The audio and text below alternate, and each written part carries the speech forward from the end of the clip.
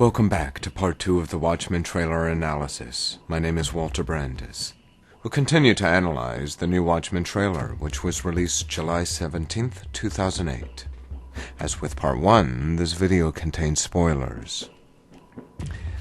The Night Owl 2, Dan Dreiberg. In part 1, we see the similarities to Batman, what with the owl ship and the owl cave, and in the movie the costume is reminiscent of the Batman movie suit. However, the character was actually based on the Blue Beetle from the old Charlton comics. Night Owl, along with the Silk Spectre, are two heroes who carried on the legacy of previous heroes. The Silk Spectre was groomed and pushed into the role, while Night Owl did it out of a respect of the original, even hanging out and having beers together after they were both retired. We cut back to the comedian's funeral. He received a true soldier's burial.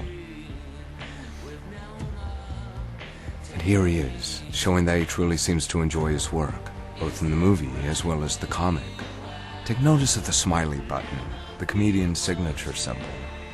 Here's the scene, showing some rioting going on.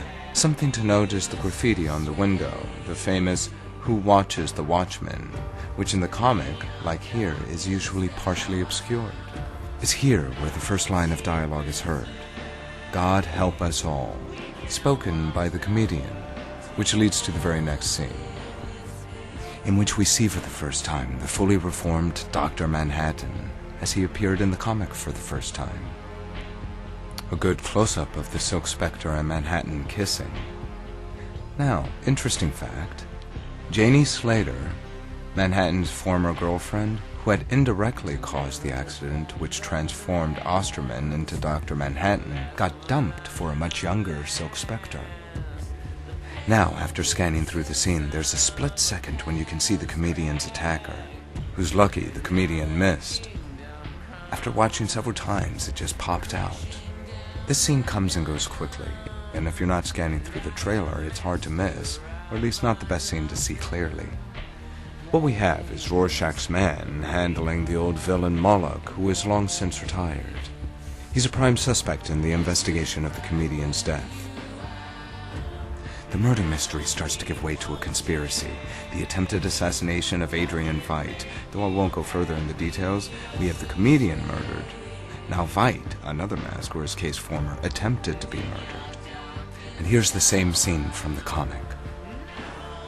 A good close-up of the Night Owl. Is this snow? If you've read the comic, you'll know where this is. And it was this scene that this video maker was most excited about. Back to Vietnam, where Dr. Manhattan shows his complete dominance, huge in size, no look of emotion on his face. The Americans completely dominated the war, allowing them swift victory, which changed the political face of the Watchmen's world. Protesters being watched over.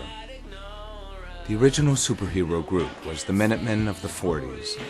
The new group formed in the 70s was the Crime Busters, though they didn't last very long. Their actions led to unrest, which led to the police strike, which led to legislation being passed outlawing them. A nice dramatic angle showing Rorschach. And the close-up. And in the trailer we get our second line of dialogue. The world will look up and shout, "Save us," and I'll whisper, "No." This is spoken by Rorschach in issue 1, though the wording has been cut down. Here's the original speech.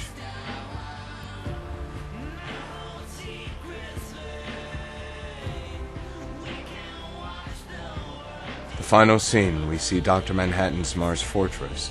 One thing to take note of Dr. Manhattan throughout the story, he goes from being John Osterman to becoming Dr. Manhattan, even referring to Osterman as a separate person. And the fortress from the comic? The trailer ends. And so we see here the flashes of text that pop up during the trailer, with the release date and the website, etc. One thing to take note is the watch-like gears and sprockets to keep with the Watchmen motif. So this ends part 2 of the Watchmen trailer analysis.